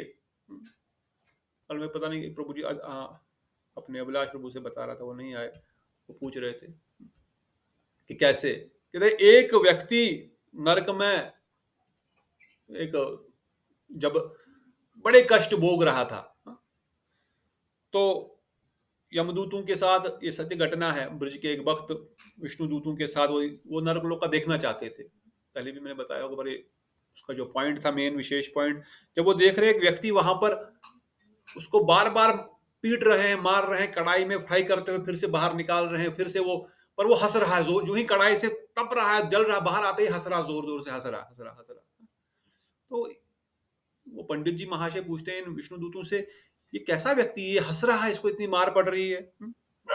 बोल रहे हैं बाबा, ये हंस इसलिए रहा है क्योंकि ये बहुत सालों से मार खा रहा है। मार खा के क्या क्या इसको आदत हो गई? कष्ट नहीं हो रहा? कष्ट तो बिल्कुल हो रहा है, बहुत कष्ट हो रहा है। ये तो कई हजारों सालों से मार खा रहा, रोज इसका डंडा, क्योंकि इसने इतने सारे पाप किए हुए हैं। परंतु अभी क्या हुआ है, किसी संयोगवश, किसी वैष्णव की कृपा हो गई है, इनके घर में एक भक्त जन्म लेने वाला है। अभी आया नहीं, लेने वाला है। केवल इनके घर में एक भक्त जन्म लेने वाला है। अभी वो भक्त जन्म लेते ही ये सीधा यहां से भगवत धाम की प्राप्ति करेगा, अर्थात इसको वहां पर जन्म मिलेगा जहां पर ये भगवत धाम को प्राप्त कर सकता है। अभी वो आया नहीं, इसी बात को इसको पता लग गया है, पता समाचार मिल चुका है कि कोई ऐसा भक्त घर में आने वाला है, साधारण भक्त, not even high class, just साधारण भक्त, कोई जो हरिनाम करने वाला है, हरि का चर्चा कर, हरि कथा सुनने वाला, हरिनाम का आश्रय लेने वाला है, इसका कल्याण हो गया है। इसी आशा से बस शीघ्र अभी आने वाला है, कुछ ही दिनों बाद वो धरती पर जन्म लेने वाला है। ये बड़ा आनंद से उछल कूद कर रहा है। तो कहने का तात्पर्य है कि केवल भगवान की शरणागति, केवल इस शरणागति से कोई भगवत नाम भी एक बार ले ले, कोई भगवान का गुणगान इतना आनंद पूर्वक सुने, तो यमराज के कष्टों से जो पूर्वज कभी कभार किसी गलती से कोई अगर गया होगा, या कितने भी जीव हमारे मित्रगण है या पितृगण है अगर कहीं पर है, उनका भी कल्याण हो रहा है, तो क्या हमारा कल्याण नहीं होगा? अवश्य होगा। परंतु वो डिजायर अगर हमारी है उस चीज को प्राप्त करने की, जिसको गोप कुमार यहाँ पर वर्णन सनातन गोस्वामी पाद लिखते हैं, नारद मुनि वर्णन करते हैं, क्या वो डिजायर है वहां पर जाने की? Do you have that desire that you want to attain that Golok Vrindavan Dham? अगर केवल अर्थ में ही, भोग में ही पड़ा रहेगा तो उसमें भी तो मजा आ रहा है, कुछ ना कुछ स्वीट राइस में भले ही कच्चा चावल है, पूरा गला छिल रहा है, फिर भी स्वीटनेस तो थोड़ी बहुत आ रही है। I would prefer to be here only, let me keep repeating the same again and again, again and again, although I am hearing ये दुखालय है, दुखालयम दुखालयम, फिर भी मैं तो सुख कहीं ना कहीं से लेके आऊंगा अपने लिए, कहीं ना कहीं मुझे तो सुख मिलेगा, किसी को मिले ना मिले मुझे तो मिलेगा भाई।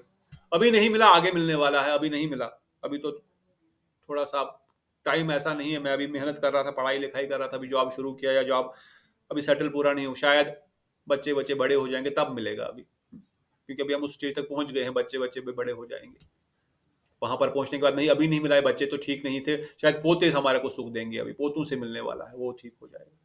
But the whole point is, इस संसार में सुख कहीं नहीं है, केवल आनंद की प्राप्ति भगवत चरणों में है।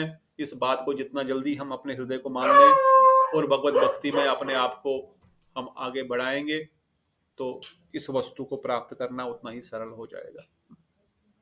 तो इन्हीं कथाओं के माध्यम से, अपने वृंदावन धाम के महत्व को समझने से, वृंदावन धाम में उन गोपिकाओं के महत्व को समझने के लिए, उन सखाओं के महत्व को समझने, तब हृदय में अगर वो लालसा उत्पन्न हो गई कि I also want this type of bhakti, I know it is very tough, it is very rare, बड़ी विरला है, बट आई वॉन्ट इट।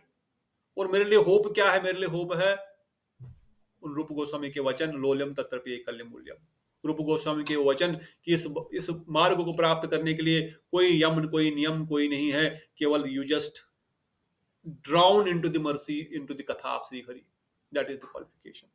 और जैसे हम कल भी कथा चर्चा कर रहे थे, अभी दीप्तोषी दीदी, दिवश्री दीदी के नाना जी कल भगवत धाम को चले गए, हमने बहुत सुंदर से सुना कैसे उन्होंने 95 की उम्र में नित्य निरंतर भगवत भजन करते करते करते करते अंतकाल में कितना अनासक्त होकर के हरिनाम करते करते अपने शरीर छोड़ा।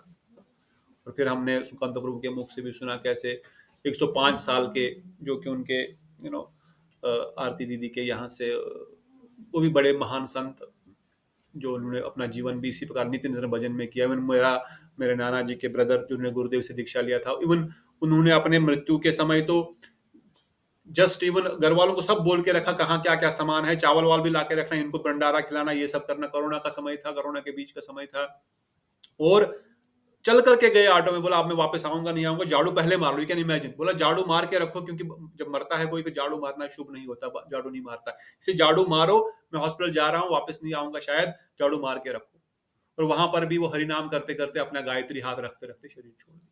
तो these are the examples which is very much helpful for us, हम जैसे भक्तों के लिए, कि नहीं तो जीवन भर थोड़ा भी अगर भक्ति का स्वल्प से धर्म से त्रायतो महतो भय, थोड़ा सा भी अगर धर्म का जीवन में अनुशीलन किया, भगवत भक्ति किया, गुरु चरणों में आश्रय लेकर के साधन भजन किया, तो अवश्य भगवान उसको अंत में उसका ध्यान रखते हैं। क्योंकि ये वराह पुराण के वचन है कि जो जीवन भर मेरा भजन करेगा, अंत काल में मैं उसका भजन करूंगा। आपकी कफ पित्त की अवस्था में आप सब कुछ भूल जाएंगे, कॉमा में होंगे, अनकॉन्शियस स्टेज में होंगे, कहाँ मृत्यु होगी you never know, but that time I will take care of you.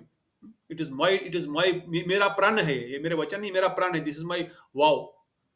तो इसलिए अगर हम इस जीवन काल में जैसे तैसे लगे रहे, हाँ, जैसे पिछली बार प्रभु जी पूछ रहे थे ना कि कैसे शुरू करें, अभी नहीं हो रहा साधन भजन ठीक से, आई नो हमारा किसी का नहीं हो रहा, हमारा अनुभूतियां नहीं आ रही है, पर गुरुदेव बार बार वही वचन कहते हैं। गुरुदेव कहते हैं उन दंडीकारण्य के ऋषियों ने तो 60,000 साल तपस्या की भाई, तब जाकर राम जी के दर्शन हुए। फिर भी राम जी ने अभिष्ट प्रदान नहीं किया, बोला कृष्ण के रूप में आऊंगा, अगले युग में आऊंगा, तब जाके तुम्हारा अभिष्ट पूर्ण करूंगा।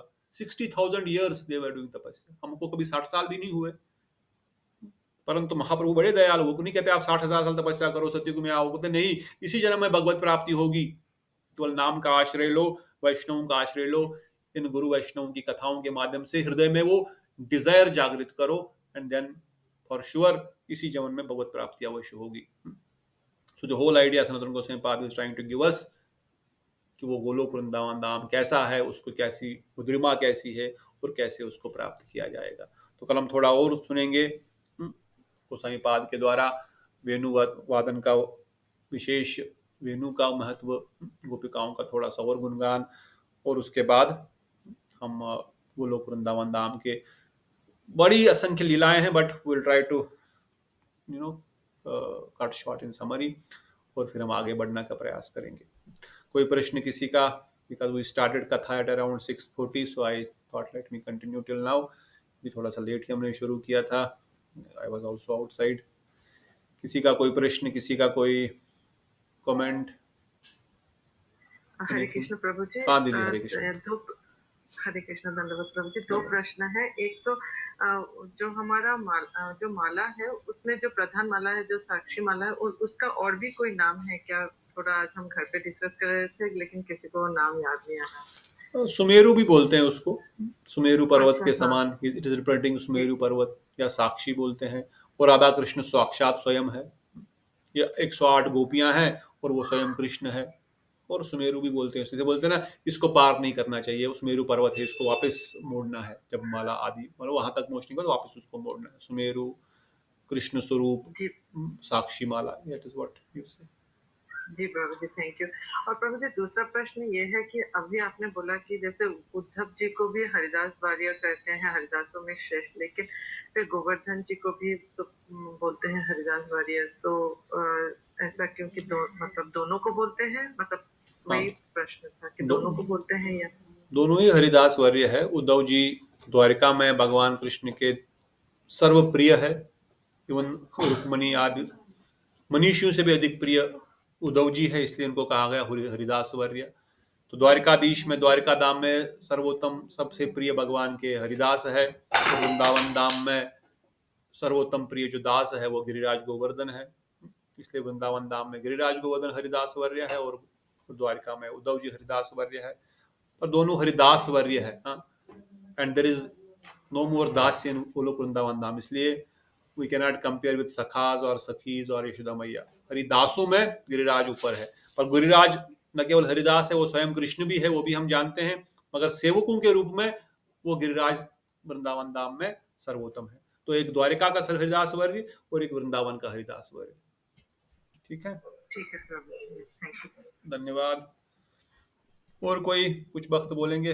प्रभु जी, हरे कृष्ण प्रभु जी, आपने रिकॉर्डिंग की है ना? हाँ मैंने किया, आप तो सुन रहे थे ना वैसे। हाँ रिकॉर्डिंग है वैसे, आई होप ठीक से हुआ होगा। इसका गूगल मीट का रिकॉर्डिंग का कोई गारंटी नहीं है, मगर रिकॉर्डिंग बटन तो दबाया हुआ है पूरा। ओके प्रभु जी, एंड में सेंड कर देना ग्रुप हाँ में। भेजता हूँ, मैं भेजता जरूर। थैंक यू प्रभु जी। धन्यवाद। और कोई प्रश्न किसी का, कोई कमेंट्स? भव्या दीदी कुछ बोलेंगे? बोलो भव्या दीदी। हरे कृष्ण प्रभु जी, मेरे पास एक क्वेश्चन है। जैसे हाँ। जब भी ठाकुर जी अपीयर होते हैं डिफरेंट प्लैनेट्स में, तो वो सेम पास टाइम करते हैं जैसे कूटना किलिंग और वो सब, या वो डिफरेंट पास टाइम्स करते हैं? ऑलमोस्ट सिमिलर पास टाइम्स रहते हैं। Some pastimes may go little bit here and there, but almost same pastimes होते हैं, क्योंकि उस ब्रह्मांड के जीवों का देखो, जीवेरे कारण साधन काम जगत आसे मदोरण, भगवान ने लीलाएं क्यों करते हैं? ताकि हम सब जीव इन लीलाओं को आज यहाँ पर सुन सके। गोलोक वृंदावन धाम में कोई पूतना नहीं है, वहां पे कोई पूतना वध नहीं है, अगासुर बकासुर वध नहीं है, परंतु वहां पर इन लीलाओं की स्मृति, इन लीलाओं को कथन होता है नित्य निरंतर। तो यहाँ पर क्यों लीला करते हैं भगवान इस प्रकार की? क्योंकि असंख्य जीव ब्रह्मांड में जब इन लीलाओं कथा, अभी देखो, अगर हमारी लालसा भगवान कृष्ण गोलोक वृंदावन धाम जाने की हो रही है, तो क्यों हो रही है? जब इन कथाओं को हम बार बार सुन रहे हैं, तो ये कथाओं सुनने का माध्यम से ही हम भगवत प्रेम को प्राप्त कर सकते हैं। इसलिए असंख्य ब्रह्मांडों में भगवान यही लीलाएं करते हैं, इन्हीं प्रकार की लीलाओं को करते हैं। पर कभी कभार कोई लीला थोड़ा आगे पीछे हो, जैसे कई बार रामचंद्र जी अयोध्या में जो सीता माता का हरण अयोध्या से ही कई बार डायरेक्ट हो जाता है। ऐसा भी होता है किसी किसी युग में, किसी किसी ब्रह्मांड में, किसी किसी ब्रह्मांड में वो जो अपना चित्रकूट से उनका हरण हो जाता है। उसी प्रकार से भगवान की समस्त लीलाएं जो है वो सिमिलर हर युग और हर ब्रह्मांड में रहती है, बट कोई कोई लीला जो है थोड़ा आगे पीछे चेंज हो सकती है, जिसमें यहाँ के बदले वो स्टेप वहां पे हो जाएगा। बट ऑलमोस्ट लीलाएं जो है वो सारी की सारी नित्य निरंतर सेम ही रहती है। उसका कारण भी यही है, उन लीलाओं का सिमरन कथा कीर्तन माध्यम से भक्त जो है उनके प्रति आकर्षित हो जाएं। क्योंकि अगर संबंध नहीं है, अगर हम भगवान को नहीं जानेंगे, तो भगवत प्राप्ति करना पॉसिबल नहीं है। जैसे कल भी हम बता रहे थे ना, अगर मैं सुकांत प्रभु के पता नहीं कोई सैम है लंदन में कि नहीं, पर मैं सैम को बार बार मार रहा हूँ। लग रहा था कि अगर सैम चला गया, सुकांत प्रभु का जो नेबर है, और मैं बोलूंगा आपको सैम जो है वो आज शरीर छोड़ दिए, does anyone have any feelings here? Sam चला गया, कौन सैम था, किसका था, हमको क्या करना भाई, चला गया चला गया, नोबडी विल क्राई। मगर अगर बगल वाला नेबर हमारा जो हमको साल भर से जानता, उनके यहाँ कुत्ता भी अगर शरीर छोड़ दिया, जिसको मैं रोज देखता था, फिर भी हृदय में थोड़ी सी जलन होगी, अरे कैसे चला गया। क्यों? क्योंकि वो नेबर है, वो हमारे हमसाया, और वो संबंध हमारे उनके साथ है। और हमारा अगर कोई रिलेटिव है, अगर हमारा कोई मित्र है, उनके साथ जो प्रगाढ़ संबंध है, तब उसमें प्रीति आती। जब संबंध नहीं तो प्रीति नहीं है। इसलिए संबंध होना बहुत आवश्यक है। इसलिए संबंध ज्ञान को ये वहां पर पता, इन कथाओं के माध्यम से वो संबंध ज्ञान हमको मिल जाता है। जैसे कल भी बता रहे थे ना, कोई व्यक्ति गाड़ी लेकर के जा रहा था, समटाइम्स पता नहीं ये कथाएं मेरे को अंदर से आ जाती है, मे be I have not read it, but mostly they are valid shastric points, क्योंकि पहले भी मैंने कई बार ऐसी कथाएं बोली है, पर the point is they may be examples but they are for understanding purpose.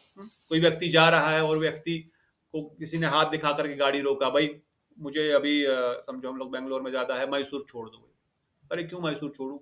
मुझे बहुत जरूरी काम है वहां पर, इमरजेंसी, चलो मुझे मैसूर छोड़ दो। क्यों? तू मुझे रास्ते में गला काट देगा, मेरा सारा पैसा ले, गाड़ी मेरे ले जाएगा। Who are you? Why should I leave you Mysore? I will not leave. पागल है क्या? नहीं नहीं मुझे छोड़ो मैसूर, मुझे लेके जाओ। अरे पागल है, हटाओ इसको, दूर भगाओ। गाड़ी लेकर के आगे जाएगा। वही व्यक्ति को थोड़ा आगे जाकर के उसका कोई समझो ब्रदर मिल गया, अरे रुक जाओ, हाँ क्या हुआ? अरे मुझे मैसूर से भी आगे जाना है, मे बी उडुपी, अभी अभी जाना है। अरे क्यों? नहीं बहुत जरूरी काम है, चलो मुझे छोड़ दो भी, you have to come with me, emergency है, कुछ अर्जेंसी है। अच्छा ठीक है बैठो, गाड़ी मोड़ करके लेके जाएगा। So what is the difference? Guru Maharaj कहते डिफरेंस क्यों है? एक जगह संबंध है, एक जगह संबंध नहीं है। तो संबंध नहीं होने के कारण प्रीति नहीं है, और प्रीति नहीं है तो वहां पर कोई सेवा भावना भी नहीं है। जहां संबंध है वहां प्रीति है, और वहां प्रीति होने के कारण सेवा भावना भी है। इसलिए ये संबंध जानना बहुत आवश्यक है। इसलिए लीलाओं के माध्यम से भगवान का अलग अलग सखाओं के साथ क्या संबंध है, सखियों के साथ क्या संबंध है, यशोदा मैया के साथ, बाकी दासिमा में क्या संबंध है, हम भी कोई संबंध भगवान से स्थापित करेंगे। जब संबंध स्थापित हो जाएगा, प्रीति विल कम फॉर श्योर। अगर संबंध नहीं है तो प्रीति संभव नहीं। इसलिए पहला है संबंध ज्ञान। इसलिए सनातन गोस्वामी पाद संबंध ज्ञान के प्रदाता है। पर पिछली हमने उनका गुणगान किया ना, उनके तिरुभाव पर, वो संबंध ज्ञान के प्रदाता है, वो संबंध ज्ञान देने वाले हैं। संबंध ज्ञान, मदन मोहन संबंध ज्ञान के अधिष्ठाता देवता है। से वो संबंध ज्ञान प्रदान कर रहे हैं। इन ग्रंथों के माध्यम से भी हमारे संबंध ज्ञान को दृढ़ करा रहे हैं कि भाई क्या क्या संबंध भगवान के वृंदावन धाम में है, आपके हृदय में किस प्रकार की लालसा आ रही है, उस प्रकार की लालसा के द्वारा आप उनके साथ संबंध जोड़ो और उस संबंध में प्रगाढ़ संबंध को प्राप्त करके प्रीति के स्तर तक पहुंच जाओ, प्रेमा भक्ति के स्तर। इसलिए बोलते हैं प्रेमा भक्ति चाहिए, प्रेम चाहिए। कृष्ण भक्ति करने का लक्ष्य क्या है? प्रेम प्राप्त करने। पर किस प्रकार का प्रेम? एक चींटी से लेकर ब्रह्मा जी भी प्रेम करना चाहते हैं, सब भगवान के दास है। सनातन गोस्वामी को महाप्रभु ने बताया क्या कि सभी भगवान के दास है, परंतु किस प्रकार का दास है? एक उद्धव जी भी दास है, राधा रानी भी दास है, देखा जाए तो एक प्रकार से। ऑल्दो वो तो कृष्ण को भी मोहित करने वाली है, परंतु in service mood she is also always serving. But what is my संबंध, मैं किस संबंध में उनका संबंध करूं? तो इन कथाओं के माध्यम से ये सब चीजें हम सीखने का प्रयास कर रहे हैं। So your question was primarily answered before only, पर मैंने एक पॉइंट ऐड किया। Does it clear your question Bhavya दीदी? यस प्रभु जी, मेरे पास बस एक और क्वेश्चन है। जो डीमंस जैसे होते हैं, जैसे पूतना या ऐसे, तो फिर वो दोबारा आते हैं या कोई और पूतना बनकर आती है, कोई और प्लेनेट में, या कोई और टूर्नामेंट बनकर आता है? क्या और भी लक्ष्य आते हैं? बिल्कुल। पूतना देखो, जैसे भगवान के असंख्य जो सेवक है, जैसे जय विजय है या यशोदा मैया भी वहां से यहाँ पर आते हैं, तो कई कई स्थानों पर वही लोग वापस आते हैं। और कई कई जगहों पर जिस प्रकार से जो राक्षसी प्रवृत्ति के जीव है, जिनकी बहुत अधिक राक्षसी प्रवृत्ति है, वो भी उनके साथ मिल जाते हैं। मेनी केसेस वो सिंगल डेमन के शरीर में बहुत सारे डेमन्स होते हैं with the same mentality. Putana एक डुप्लिसिटी का एक प्रतीक है। The person who is fully duplicity, always thinking duplicity, he gets a body like a Putana. और पूतना के बॉडी में वो सारे के सारे राक्षस एक साथ विराजमान रहते हैं। तो वो सब राक्षसी प्रवृत्ति, नए राक्षस भी we can say are there, मगर वो जो पूतना का जो सेवा कर रही थी उसमें दाई माँ के रूप में, वो भी उसमें आ सकती है। तो जहां जहां पर वो राक्षसों की प्रवृत्ति वाले जीव है, वो सब बार बार आते हैं और उस पूतना के शरीर में अपना उद्धार करके वापस गोलोक वृंदावन धाम उनके साथ चले जाते हैं और उसी वहीं पर उनके साथ रहते हैं। So most of the cases the Demons mentality, अब जिनकी डेमोनिक मेंटेलिटी है, वो अलग अलग ब्रह्मांडों में भगवान के द्वारा उनका उद्धार किया जाता है। और जहां पर अगर कई जगहों पर, जैसे हमने भी सुना ना, कई बार जो ब्रह्मा जी के लिए कोई क्वालिफाइड ही व्यक्ति नहीं है, ऐसा कोई डेमन नहीं है, तो तब भगवान कृष्ण खुद ही ब्रह्मा जी बन जाते हैं। तो इसलिए there are cases where the demons will come, जो ओरिजिनली भगवान गोलोक वृंदावन धाम में जिनका उद्धार करके वहां पर उनको मुक्ति प्राप्ति जो जो जो किए हैं। क्योंकि बहुत कम ऐसी प्रवृत्ति वाले राक्षस भी है पूतना जैसे जो गोलोक वृंदावन धाम जाते हैं। अगासुर बकासुर जैसे राक्षस तो मुक्ति प्राप्त किए, वो तो मुक्ति पद को प्राप्त, तो सायुज्य मुक्ति को प्राप्त किए, तो गोलोक वृंदावन धाम गए भी नहीं। इसलिए सनातन गोस्वामी पाद ने इस ग्रंथ के प्रारंभ में उत्तरा माता पूछती है ना, उसको मारा वो भी भगवत धाम गया, इसको मारा ये भी, इसको इन्होंने इतना प्रेम किया ये भी भगवत धाम गए, तो कैसे संभव है? एक राक्षस है उसको भी भगवत धाम प्राप्त हुआ और एक भगवान का परम प्रिय भक्त उसको भी भगवत धाम प्राप्त, ऐसे कैसे संभव है? इसलिए कहता गया कि उनको मुक्ति प्राप्त हुई, उनको भगवत धाम प्राप्त नहीं हुआ। तो ऐसे कई सारे असंख्य राक्षसी प्रवृत्ति वाले जीव भगवत धाम, भगवान की इस प्रकार की इच्छाओं को पूर्ण करने के लिए अलग अलग ब्रह्मांडों में उत्पन्न होते हैं। इसलिए हम भी कभी किसी और ब्रह्मांड में होंगे, फिर वहां से कहीं और चले जाएंगे। तो इस प्रकार से there are many demons who keep on going from one brahmand to other brahmand. So mostly there are different demons in different brahmands. ठीक है? ओके प्रभु जी, thank you. Thank you. Hari Hari बोल। आखिरी प्रश्न किसी का? आज की कथा को विराम देंगे क्योंकि भक्त लोग धीरे धीरे जा रहे हैं और समय भी हो गया है। एनी अदर लास्ट क्वेश्चन और कमेंट? निशा प्रभु, सुकांतो प्रभु, एनीथिंग? ओके, साइलेंस मीन्स समय की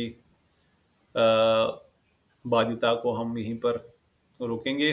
कल फिर मिलेंगे 6 बजे और भगवान की लीलाओं को आगे सुनने के द्वारा अपने हृदय में और दृढ़ता से भगवत भक्ति करेंगे। तब तक के लिए बोलो श्री वृंदावन धाम की जय, बोलो वृंदावनेश्वरी श्रीमती राधा रानी की जय, वृंद गोपिकाओं की जय, नंदन नंदन सचिनंदन गौर हरि की जय, जय अनंत अनंत कोटि वैष्णव वृंद की जय, जय नित्याई गौर प्रेमानंदे, हरि हरि हरि हरि हरि।